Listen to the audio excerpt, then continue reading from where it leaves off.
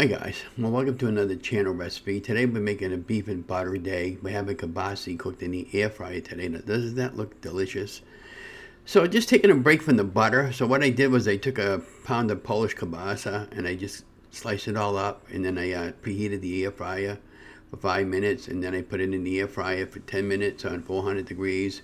And then when it came out of the air fryer, and of course in the video here I'm showing you the kind of kielbasa I bought. KM's one of my favorite brands. I popped it into the air fryer at 400 degrees for 10 minutes, and then it was done. It was fully cooked, and I really enjoyed it, and had a little bit of French's mustard on top.